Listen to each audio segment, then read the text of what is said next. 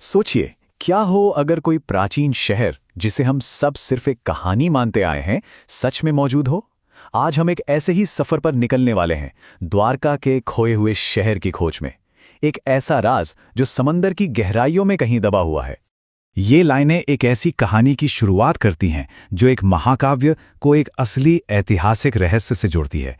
एक ऐसी कहानी जो हमें सोचने पर मजबूर कर देती है कि आखिर सच क्या है और कहानी क्या। तो द्वारका की इस खोज को ठीक से समझने के लिए सबसे पहले हमें इसकी कहानी को समझना होगा। इसकी शुरुआत कैसे हुई? वो भी कोई साधारण कहानी नहीं है, बल्कि एक दिव्य कहानी है। ग्रंथों में लिखा है कि भगवान कृष्ण ने ये शहर तब बसाया जब उन्हें अपने घर मथुरा को बार बार हो रहे हमलों से बचाने के लिए एक सुरक्षित जगह की जरूरत थी। और बस वहीं से शानदार शहर की नींव रखी गई, जो शांति और खुशहाली का दूसरा नाम था। आप जरा सोचिए, ये बातें एक ऐसे शहर की तस्वीर बनाती हैं जो किसी अजूबे से कम नहीं था। एक ऐसा शहर जहां बेहिसाब दौलत और शान शौकत थी। एक ऐसा राज्य जिसकी मिसाल उस जमाने में कहीं और नहीं मिलती थी। तो सवाल ये उठता है कि आखिर इतने शानदार शहर का हुआ क्या? ये समंदर की लहरों के नीचे कैसे समा गया और अपने पीछे सिर्फ कहानियां और अनसुलझे सवाल छोड़ गया? देखिए, द्वारका के खत्म होने की कहानी भी उतनी ही ड्रामेटिक है जितनी इसके बनने की थी। इसकी जड़ें जुड़ी हैं एक बहुत बड़े युद्ध से, महाभारत के युद्ध से। एक ऐसा युद्ध जिसने सब कुछ बदल कर रख दिया था। और हुआ ये कि ये दोनों ही विनाशकारी भविष्यवाणियां एक साथ आ मिलीं। नतीजा, आपसी लड़ाई की एक ऐसी आग भड़की जिसने पूरे राज्य को अंदर से खोखला कर दिया। और जो साम्राज्य कभी इतना महान था, वो घुटनों पर आ गया। और कहते हैं कि जिस दिन भगवान कृष्ण ने इस दुनिया को छोड़ा, उसी दिन समंदर ने वो जमीन वापस ले ली जो उसने कभी दी थी। और द्वारका हमेशा के लिए समंदर की गहराइयों में समा गई। सदियों तक सब यही मानते रहे कि द्वारका सिर्फ एक कहानी है जो वक्त के साथ खो गई।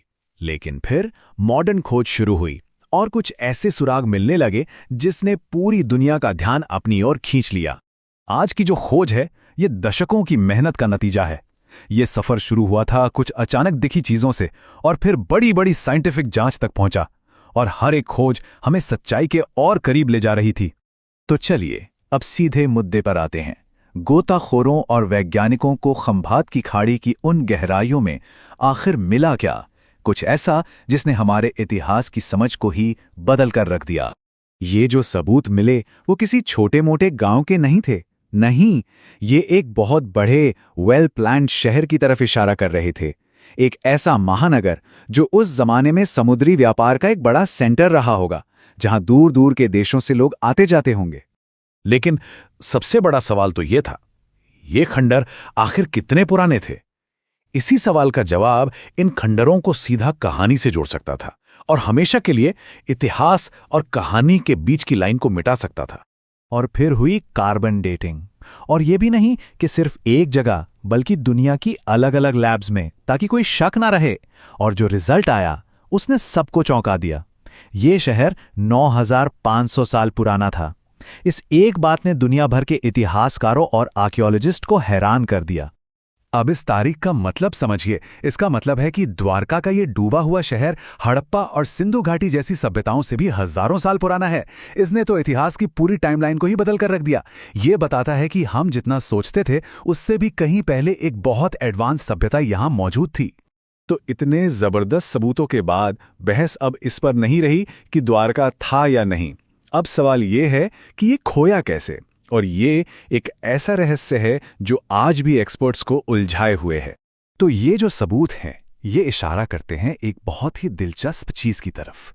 ऐसा लगता है कि यहां धरती के इतिहास और हमारी पुरानी कहानियों का एक संगम हुआ है। एक ऐसी पहेली जिसे सुलझाने के लिए हमें साइंस और मिथक दोनों को साथ लेके चलना होगा।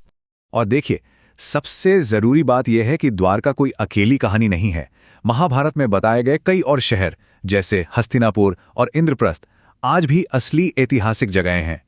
तो द्वारका भी उसी बड़े नेटवर्क का हिस्सा था जो हमें हमारे शानदार अतीत की याद दिलाता है।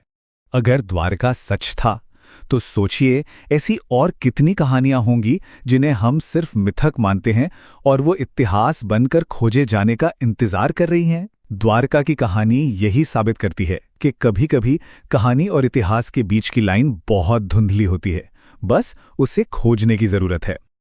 इस तरह के और भी ज्ञानवर्धक और दिलचस्प वीडियो देखने के लिए कृपया लाइक करें, चैनल को सब्सक्राइब करें और इस वीडियो को ज्यादा से ज्यादा शेयर करें। धन्यवाद।